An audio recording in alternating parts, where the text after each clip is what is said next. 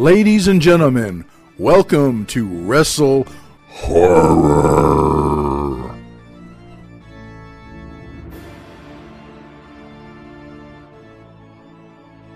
Greetings, viewers and listeners. Meet Hook Jim here, the Wrestle Horror Podcast. With me, as always, my co-host, Donnie Hoover, and we are ramping up for the Arnold. By the time you hear this, it'll already be over. But there's a lot of exciting stuff going on this week, and it's going to be busy, busy, busy. Oh, yeah. Yeah, we're recording this on show week. And I mean, show weeks for just a normal show is always hectic, let alone a 3-day event with 5 wrestling shows and other stuff happening. We're covering 24 hours of content. So, yeah, it's already started today as we're recording this. I'm already getting messages and phone calls and texts and all kind of stuff. So we're ramping up for it. Get me in. All right. Yeah, I even got fans reaching out asking if I can get them in for free and they'll help out. And I'm like, nope, sorry, bud. It's like Joining us on this episode of the Wrestle Horror Podcast is Alex Matthews. Alex, how are you tonight? I'm great. How are you guys doing? Good. We are doing, we're hectic, as you know. Oh, I get it. A lot going on this week. And as a matter of fact, you are going to be at the Arnold this weekend with us. Yes. Mhm. And I couldn't be more excited about the opportunity. And then to face somebody like James Avery, right? Somebody who's a veteran of the business for X amount of years. I mean, you guys, I'm sure, have the stats. It's definitely quite humbling, right? To face somebody with that, what would you call that? I mean, the bar, the tenure. Yeah. Right. The pedigree, right? Mm-hmm. Yeah. He's been in the business 20 years plus. So yeah, he's been around a while. All right. And has his own school, right? Mhm. Pretty much with now. So it's definitely a big opportunity, big match that, I feel like, I wouldn't say people might take lightly, but it's just a big opportunity for Alex Matthews, right? Going in there and proving himself that, somebody with that kind of experience, Alex Matthews is just as good, if not better, maybe hopefully that night. There you go. So, Alex, let's go back to the beginning. Okay. First of all, I want to assume, and I use that term loosely because I know a lot of wrestlers were wrestling fans as children. I'm going to assume that you were one of those. Yeah. Yes. Very much so. And when did you really start? I mean, how old were you when you really started to get into wrestling? That's the crazy, I always try to think about that question because a lot of people have asked me, and honestly, I know it might be cliche, I guess, but like you hear it, from guys like Seth Rollins and other guys like where it's like John Cena, like as long as I can remember, I still remember trying to stay up. I think it was 9 o'clock back then. You're staying up late trying to get to Monday night, 9 a.m. trying to stay up, acting like you're asleep. And my dad knew I wasn't asleep, but he sitting there watching, Triple H, Rock, Austin, Taker, Kurt Angle. A couple of people I'm sure you've had on here have their different eras, but I would say I definitely caught the end more like in the 98, 99. I would definitely say that's where I started. And like you said, I just couldn't get enough of it. Loved it. I would say I was engulfed in it. Like, I was the typical, let's see, my grandmother had a Hulk Hogan, one of those wrestle buddies that she gave me. And I'll tell you, I wrestled with that thing, tore up many couches, broke many beds, many couches, wrestling that thing for as long as I could remember. How many times Hulk Hogan win? Huh? How many times Hulk Hogan win? I'll tell you, he didn't politic that night. Wait, you can't say that. You can't say he didn't. But no, he never won for whatever reason. What was it? I had like these little totes, that you'll find at Walmart for like $15 or whatever. And I'd always like get the lids and, those would be a table, and then you get the lids. Those are chairs and stuff like that. Because that was probably when the hardcore stuff really started to kick in, didn't it? With the hardcore title with Mankind, maybe towards 2000-ish, 2001. Yeah. Still Attitude Era there with all that stuff going on. So Hogan was pretty much a straight up jobber in your company, huh? Oh my goodness. Yeah. All I did was ever, what was it? I just love Triple H, man.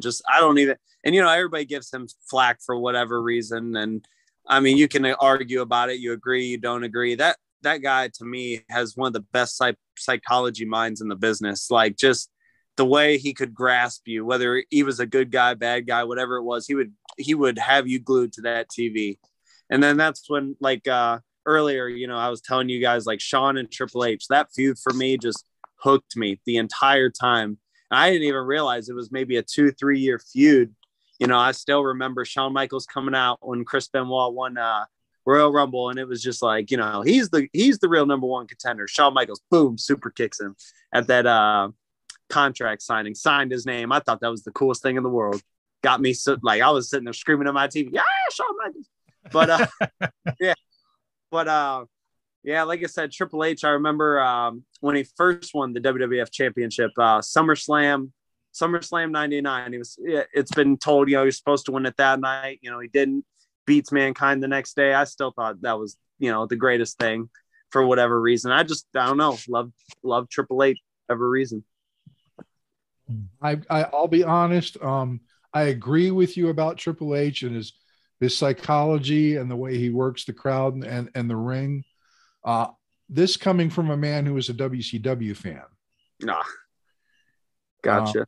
I'm a little older than you, so I went back in WCW, Florida Championship Wrestling, Georgia Championship Wrestling.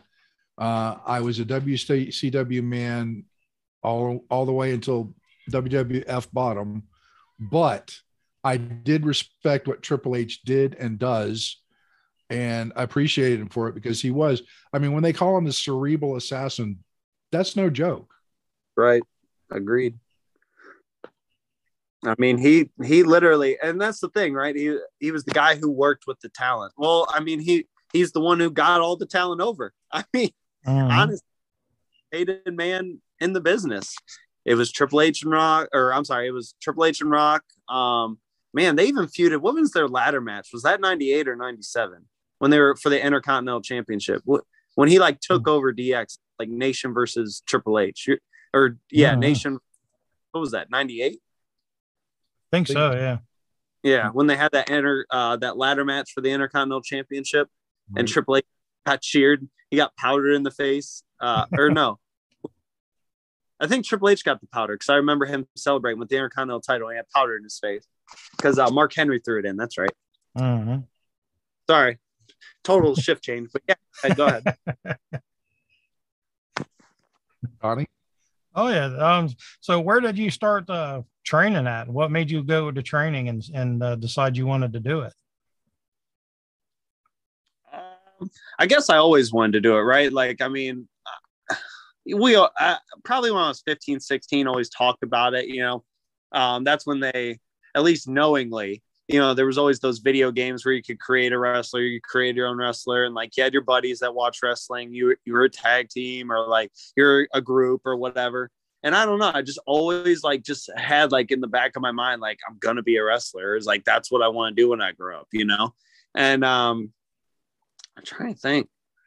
So I graduated high school, worked, did all that. And I went to college because, I wrestled. I wrestled for as long as I can remember. I think 7th grade is when I broke into wrestling. I wrestled. And once again, it was just I get it's not the same, but amateur wrestled all the way out through high school and then went to college and even was going to do it. And I got to college my first semester and it was just this is boring. This is what I wanted to do. And because they get you the question, especially your senior year in high school. What do you want to do? What do you want to do when you grow up? What do you want to be? And it's just it's things sound cool. It'd be cool to be a doctor. It'd be cool to be a dentist. But in the back of my mind, it was just you want to wrestle. It's just always been there. And it's always hard to explain to people. I feel it just is. If you have that connection, it just is. Mm-hmm. But to get to your actual question of, so then, I just was I want to be a wrestler. And so I, quit, took the rest of my college fund that I had and found a wrestling school that was local, and just began training. Trained with MCW with late Kevin Shasta, who I know you know. And his head trainer at the time was Ethan Wright, who was trained by Harley Race. He just recently, at that time, let's see, that was about 2011. He just recently came back to Ohio from Missouri, training out there, doing stuff out there with his, Harley Race's group. And, he was his head trainer at Kevin's and was showing, I don't know. And that was the other thing. Just me and Ethan had a connection, right? Like when we were in the ring, like, how you can just tell, like, and I get it. I'm green. I know nothing. I can barely lock up, but it was just like, I don't know. It just like even more connected me to the business with just the things he would show me, or, like you said, like those old school mentalities where it's just like, you get in a wrist lock, the wrist lock mattered. Here's why, things like that. Mm-hmm. Yeah, and that was your first tag team partner, wasn't it? Was Ethan? So you guys had a pretty successful tag team there for a while. Yeah. Generation, exactly when we're coming up on Arnold, Generation Iron. Yep. Mm-hmm. That was probably 2015. So I guess I would have been 2 years in at that point. Yeah, about 2015 to 2016, I would say. Mm-hmm. No. Kind of reunited in 2017 a little bit for Ohio Championship Wrestling, but yeah, like you said, for now, I mean, I wrestled Big Guns Jeff Cannon under the Generation Iron. We wrestled, what was it, Robbie Starr, who's your now champion now, and Jimmy Shane. Yeah, I remember we came down there, that one building. I have no idea what the building's called, but I do remember that. Mm-hmm. Yep, the soccer facility. Yeah, probably. Yeah. Kickmaster. Yeah. Cool. But I won't try to take over the interview. Go ahead. No, you're fine. You are the interview. That's just it. We're here to talk about Alex Matthews. Oh man. See, we got you in the main event now. You're main eventing this shit. Oh, yeah.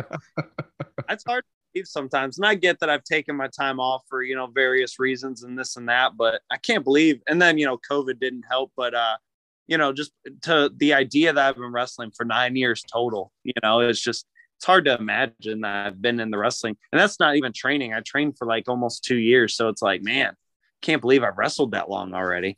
Mm-hmm. I've got to say that I can believe you've been wrestling for 9 years by watching you work. However, I can't believe you've been doing it for 9 years by looking at you. I think that's a good thing. Depends what you mean by that. Hopefully that's good. You look a little younger than I expected. Thank you.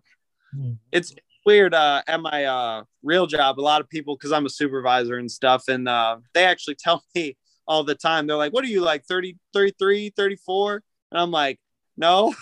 Because I've always had that, and amongst my friends too, growing up, I've always had like that more dad mentality or like the older brother where you catch your friends doing something stupid, you're like, what are you doing? What are we doing this for? What are you doing? And like you said, a level head, or just had that clear mindset. And but back to your original comment, I really appreciate what you said, because when I wrestle, it's weird, because when I first met my wife, and she's like, you're a wrestler, when we were dating and stuff, and I was just like, yeah, and I always tried to tell her, it was just like, even if it was for 1 second, I wanted somebody in the crowd to really believe what I was doing, believe in the character of Alex Matthews, no matter what that was or what part that was. It was just believe in Alex Matthews, and because that's what we do, right? I mean, we sell emotions. That it's like when we tell a story, we sell emotion, and that's what got us all into it. Somebody made us feel one day some type of emotion that wanted you to watch wrestling. Mm-hmm. I mean, got in it, Donnie. That's how you got in it, Jim. No matter what era we're in, right? I mean, for what I said, Triple H, like Donnie, Jim. What are your guys' favorite wrestlers, and why? Like, I was a four horseman guy myself. I've always been a heel guy, and I more lean more toward the bigger guys like the Bam Bam Bigelows, the Bruiser Brodies, those kind of guys. Mankind was a favorite of mine, or Cactus Jack is when I started following him. But the Mad Dog Buzz Sawyer, I don't even know how many people out there remembers Mad Dog, but Mad Dog Buzz Sawyer was big for me. So yeah, those kind of guys is who I kind of looked up to, the more physical, violent ones. Gotcha. Yeah. Me, hands down, Sting. For sure. What era Sting? That's an even better question. Both eras. Both. Okay. Eras. The Surfer Sting was what really drew me in. See, to go back even before Sting, just to date myself a little bit, I would be 57 in a few days. Well, since you complimented me, I can't believe it, Jim. Well, I appreciate that. But I would not watch pro wrestling until the age of about 12 because I thought it was boxing, and to me, boxing's boring. Yeah. And my cousins who were big into it roped me into watching it one afternoon when we were all together. It's like, oh, this is cool. And then Sting came on the scene. Now that was 77. And Sting came on my scene in about 85. It's like, I can get behind this character. And he was great, but when he became Crow Sting, It was more awesome. Right. So, and, some people say you shouldn't meet your heroes, but I got to meet Sting a few years ago. And he was just as cool as he was when I first started watching him. Right. I was a little bit, when I met him at the convention, I was a little bit tongue tied. Right. I was marking bad. I mean, bad. So I bet. My wife looked at him and said, he really likes you. You just can't say it. And as we're walking away, he goes, I started in 85. I said, I remember. Wow. And, that has always stuck with me, that he even spoke to me beyond that. And, now he's 62 and still wrestling. Yeah. Right. So of course I got a little mad at Seth Rollins with the whole buckle bomb thing at Night of Champions. Yeah. Well, we don't know. Right. I mean, of course, I don't indulge in that type of stuff. I don't read all the internet and things. I'm naive, I would say, but I don't know whose decision that was. Maybe I feel like if I was him, and just because I'm me, even at 62, I'm like, oh yeah, brother, go ahead, give me that buckle bomb. We go in here, and I'd be like, time out. Well, Sting said he did not hold anything against Seth. He said, it happened. Right. So, and I appreciate him for that, but that was tough because I thought Sting was done. And then, granted his wrestling now is very limited, but he's still a presence. Right. And I think he's molding Darby Allin very well. Yeah, I agree. And then, that's the thing, right? Like, let me quote, a lot of people might get flack for this. Let's quote Jim Cornette, right? Emphasize the strengths, hide the weaknesses, right? Easy developmental stuff. Sting is Sting, right? He alone name, and just like you said, his presence, his aura while he's there, like you said, it might be limited wrestling wise, but he doesn't need to do all that. He's Sting. He's already been there, did that 100 times over, Yes, he has. And a little bit of trivia. Did you know that Sting, the singer, pays him $1 a year to use that name? You're lying. No way. I kid you not. Wow. That's awesome. That'd be so sweet to have that type of. Gordon Sumner pays Steve Borden $1 a year to use the name Sting. Wow. That's incredible. What a name. Could you guys imagine what it's like to be on that type of level? Like that type of tier wrestler? Like Rick, I don't know. It's just hard to fathom some things, right? top tier performer, that top tier level wrestler, like Taker, Sting. I guess Shawn, greatest Mr. WrestleMania, greatest wrestler of all time. Like, to live up to that type of hype, or to have that type, Stone Cold Steve Austin, depending who you ask, biggest star in the business, like, how to live up to such a hype. It's almost unfathomable. I can't speak, whatever. You guys get the point. It's hard to imagine. Yeah, but what's to stop you from being at that point? Myself. I already know it's myself. I've always said that, right? I mean, and it's funny that you asked that. And it's funny that I see the picture behind you. And the reason for that is, like, I remember, and Donnie will tell you, I mean, you said your more recent matches. I used to be Unbreakable Alex Matthews, and I was Unbreakable Alex Matthews for years. And I was even worried Michael Elgin was going to give me a cease and desist letter for a long time. But it was just, I remember me and Ethan wrestled at West Virginia, and I had Al Snow watch. And, we wrestled, we did our match, probably did more than what we should have and all that, just because we're trying to just make, do some new company, all that. And Al Snow watched, and he came back, he said, well, you two can wrestle. You guys are two good wrestlers. He's like, well, but who are you and who are you? And, and there was nothing wrong with that. There was absolutely nothing wrong. And I would say that I still didn't understand it more at the time, but it was just, he was trying, and then he broke down, who is Stone Cold?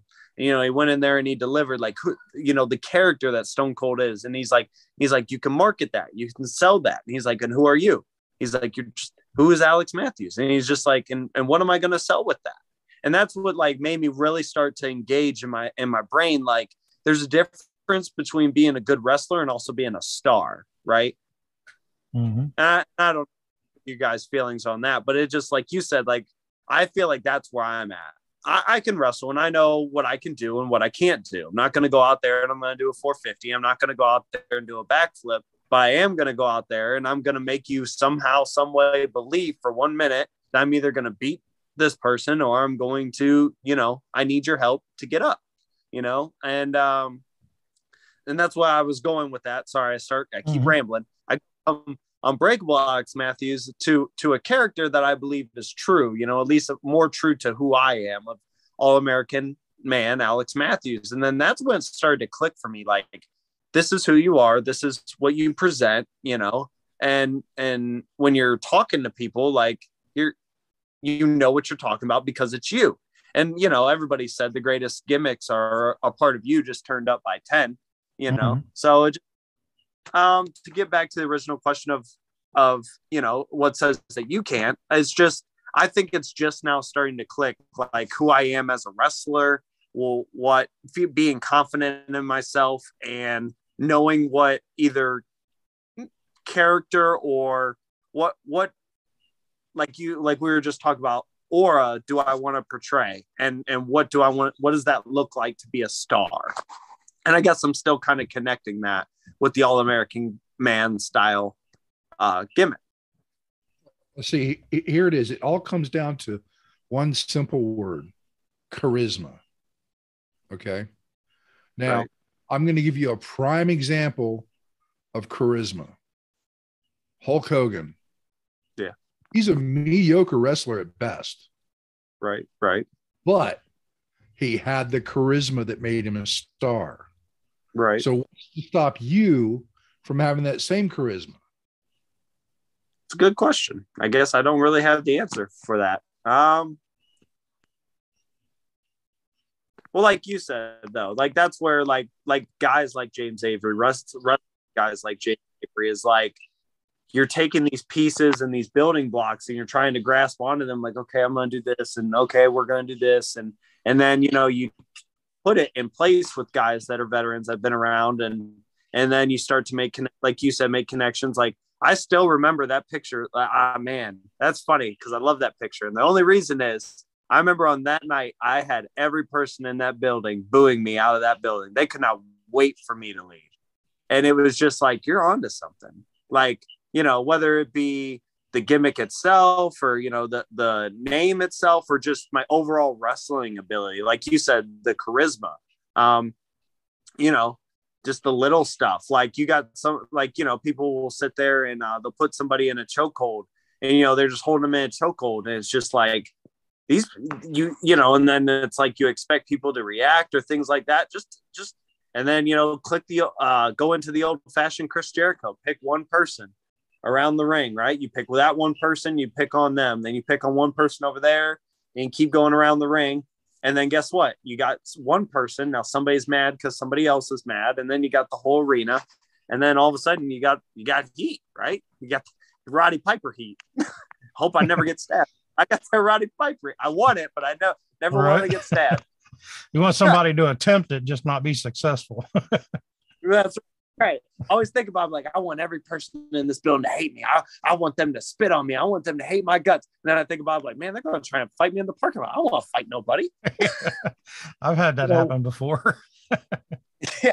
Whether you're a face or you're a heel, you want that passionate reaction from the crowd. That's right.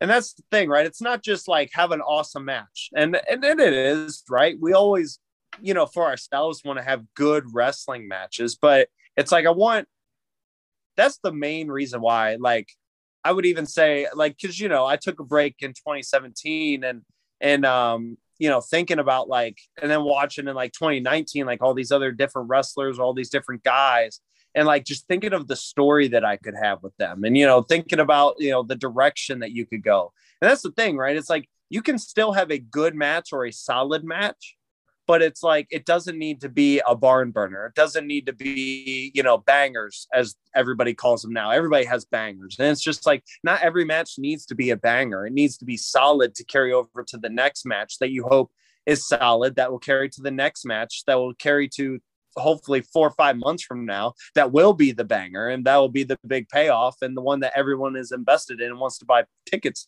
with. Because I mean, that if they're not buying tickets to see you, then what are you doing? Yeah, exactly. Yeah, and that's a good point for, like, on the wrestling side of things. Each match doesn't have to be a banger, as they call it, but each match should build on each other. On one hand, if you're having a feud with somebody or you're working a program with somebody, each match should build up for the next match. And even a full wrestling card, each match from the opening match to the main event, each one of those matches should also build to push the other match forward. That's after it. So yeah, that's a good point to make for the wrestlers out there, that everyone doesn't have to be a 5-star match. You just need one good enough just to build upon the next one. Right. And on top of that, you don't need a spot show. Nope. I mean, if you do a spot show, you pretty much ruined the story, because it's all about the spots. I mean, what big move is going to happen next? Don't give it all away in one shot. Right. Mm-hmm. And that's where, it's like, and that's what, like you said, I've learned that the hard way, right? Like me and Ethan, right? Like there were guys, and I'm not knocking on them at all, right? I'm not trying to. It's just the idea, like you said, people will go out there and do these spots, and they'll, expect a reaction, and they don't get it. And it's just like, well, look what town you're in. They want interaction. They want investment. They want you to play to them. You can do that stuff. Of course, you limit them, figuring out what type of crowd they are, what have you. But like you said, you make them invest in the match. And then, yes, when you hit that big move, that's when they'll care. If you're just hitting it, it's just, they'll forget about you. It's just like, oh, and that was always the thing too, that I always like thought to myself, is I want to be remembered after this show. If Jim comes to a show, sees me for the first time, okay, that's Wrestler 1. Okay, this is Wrestler 2. This is Guy in Trunks 3. Oh, he did that one cool 450 move. But what do you remember? I remember All-American Man Alex Matthews. Just the way that, I wanted him to win so bad. That one bad guy, Donnie, came in and was giving him the business, giving him the boots. And he reached out to me. He wanted me to help, just small stuff. I could go up. I could talk about hours, but just little stuff like that is just Ricky Morton teaching him how to sell, reaching out to him, using the ropes. I remember I watched in that one documentary what Taker was saying to all the bigger guys, using the ropes to help. You watch Taker's matches. He always did that, using the ropes to help get himself up. You know, when he was getting hit or things like that, when he was coming up, you know, dazed, just little stuff. And that's the thing. You can still hit the big stuff, or like you said, a spot show, and you just got to do it at the right time. And I'm not saying I'm perfect at that. I've did many people on here that'll watch this will probably say, you've had those matches, and you're dang right I did, where I went out there and thought you had to do the world. But like I said, like I'm starting to get in this thing now where it's like, I feel like every match I'm coming away with, I'm like, man, I'm figuring something out. Yep. It's a growing process. It ain't going to happen overnight. Right. If it was easy, everybody would do it. Yeah. And everybody would. And see, that's the thing I'm jealous about, because, you know, in this day and age, it's easy to find a wrestling school. I would agree. When I wanted to be a wrestler, not so easy. Yeah. Yeah. And that was one of my big regrets is, you know, when I was 15, that was my goal in life, as I wanted to be a pro wrestler. You know, I had my dad bought me wrestling gear for Christmas one year. Yeah. Amateur wrestling gear, mind you. I didn't specify, so that's what he bought me. So I had this singlet that looked just stupid. But I didn't know how to find, I didn't have internet at the time. I didn't know how to find a wrestling school. I was in Florida. Oh, man. You know, it's just like, okay, well, this dream's not going to happen. And by the time I get into wrestling, I'm too freaking old to do it. You know, like I said, I'm 57. I've been ring announcer for Donnie for 3 years. I just wish I could take a bump so I could get a little more involed, you know, but you know, we can get you to bump. That ain't a problem. It'll just, you be getting you back up will probably be the problem. Yes, that's it. I can bump, just getting my big ass back up. And that's the scary thing, because I'm bigger than most of the talent. Hey, I'm aesthetic. as the guys at the Arnold will probably tell. I try to be aesthetic. There you go. Certain. I'm 6'4". Yeah, 6'4". I mean, that's good. You said you're 6'4"? Is that what you said? I'm 6'4". Dang, man. If only I could be 6'4". And I'm about 330 pounds right now. Man. Which is a bit bigger than I like to be. I'm comfortable around 250. So that just gives you an idea. This was. You know, I would absolutely, you know, I would love to be able to get in the ring and just do limited stuff, but I know it's not going to happen. So I live vicariously through my ring announcing. Right. And I get that though. I mean, I always think, cause you know, like if for whatever reason I ever stopped wrestling or where that will ever, you know, cause wrestling's a ride, it's a roller coaster. You never know where you're going to go. And it just, if anything happened, it was just like, you know, training would be fun. That would be a nice niche that I think would be fun for me. Or like you said, being a manager, being like that, just taking, you know, the personality, like you said, charisma, and just, you know, maybe not taking the bumps anymore or wrestling, but still helping, you know, get involvement and getting, you know, whether it be he or crowd cheering, you know, getting them invested in the match, things like that. Like that, it's still, like you said, you're still playing a part, and it's an important role. Everybody has an important role. You know, we're trying to be larger than life stars, you know, and try to portray ourselves as stars. And, you know, if we have and no knocks on this person either. I never try to bash anybody, but somebody, I came out and I had, it was the first time I wore my new shirt, you know, for All American Man, had this new shirt, kind of new boots, you know, I felt good about myself. I came out and they called me the All American something, and Alex Matthews. And I just like looked at him and I was like, all right, I'm that guy. Not it. But, you know, it's just like for people who haven't seen me for a while for that company, and they don't know who I am. And now I'm all, yeah. Like, you know, it's just, luckily I have Alex Matthews on the back of my trunk. So, honestly, I would love to be a manager. Yeah, absolutely would love to be a manager, but I got to learn how to take a couple of bumps because managers get attacked. Right. But I think we might be able to figure it out. If I lose a little more weight, Donnie can teach me how to take a couple of bumps. I would absolutely love to get out there and be a heel manager. You know, Sure. I mean, heels are so much fun. For sure. Absolutely. I mean, that's why I said I feel like I'm doing the best work I've ever done being a heel, just because, like you said, it's just fun. It's I wouldn't say it's easy, but it's just fun. It's definitely a different animal. Right. But well, you can talk to the crowd differently, and it's easy to draw that heat if you do it right. But you know, we've got two heel managers now. We've got Ripper Blackheart and David Barnabas Spector. Right. So, I mean, I think it's a little crowded there for and Mark, don't forget the Golden Idol, Mark Koval. I mean, maybe I'd have to be a face manager, which wouldn't be quite as fun, but still cool. Right. It would be. Until betray somebody. Betray somebody. Right. In the back. I want to throw a question out there because we always like to try to pull out a golden nugget from everybody that we talk to. And so with your, the experience you've had and the experiences you've had are different from experiences other wrestlers have had. What would be like one key piece of advice that you could offer other people that's in training or aspiring or just even listening? Oh boy, that's a lot of pressure.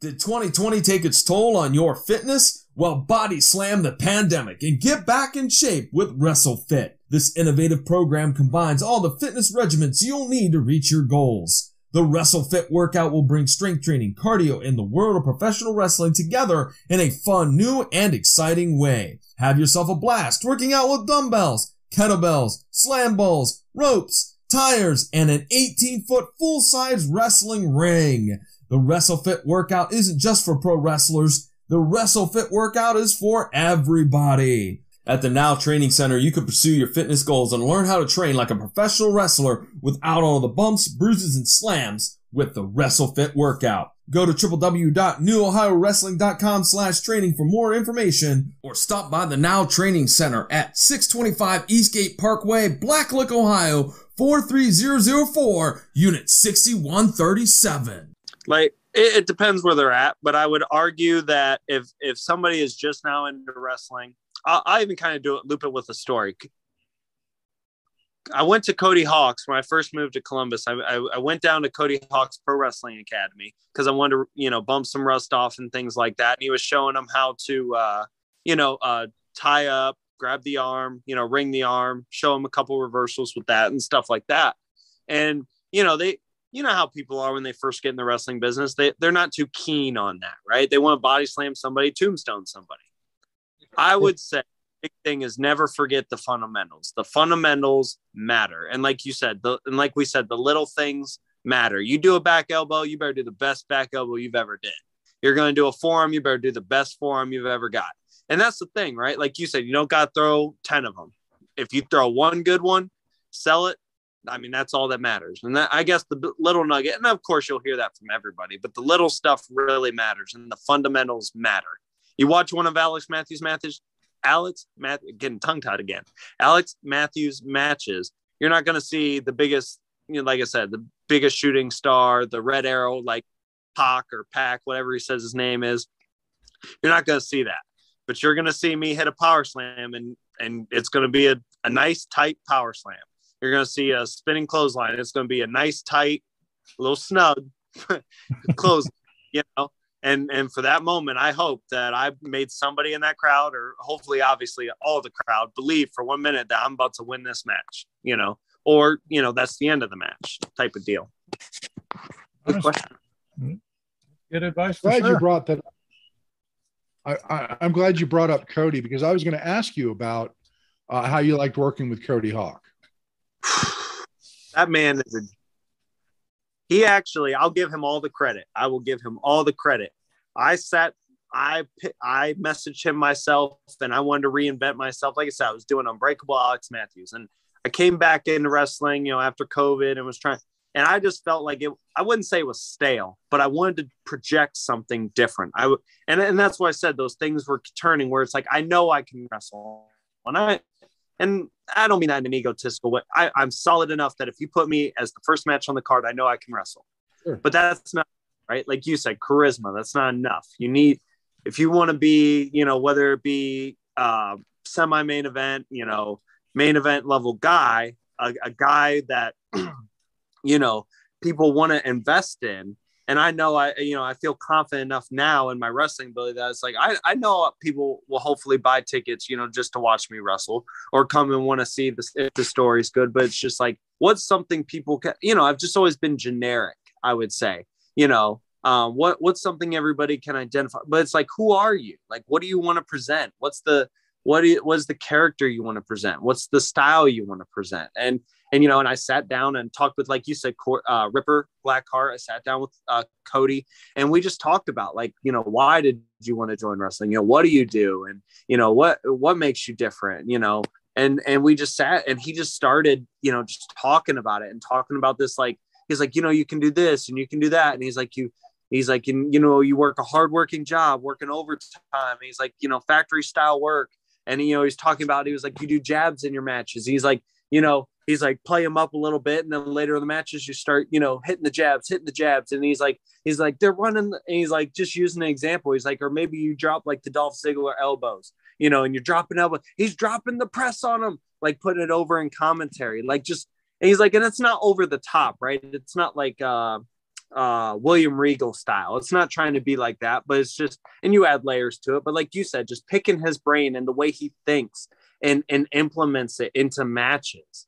It was just something I never experienced before. At least I felt like I never experienced before at that time. Just though, and he used to own HWA, develop one of the developmentals with Les Thatcher. It's just, that was what he did. He was a trainer, and that's just what he did. So that's where his mind goes.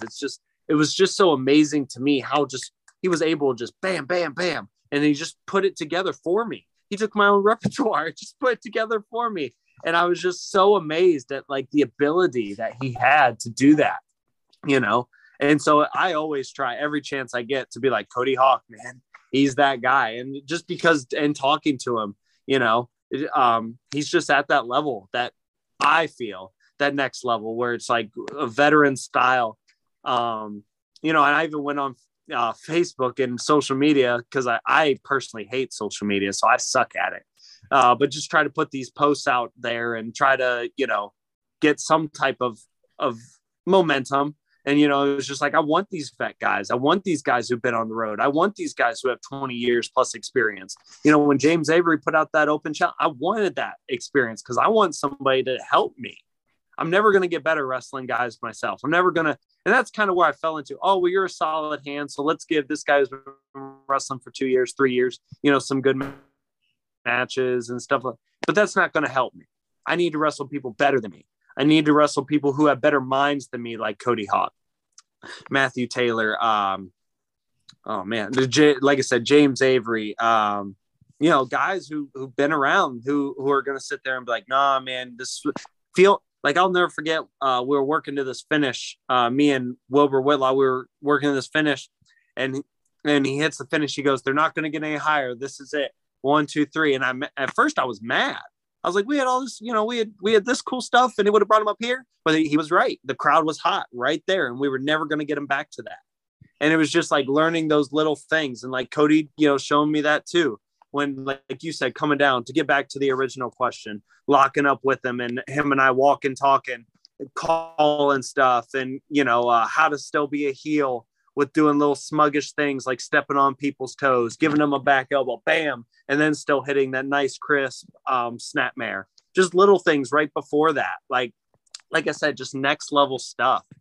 To answer your question, he was just showing me that next level stuff on, like you said, what makes you a top star. Those types of things are what make you top stars.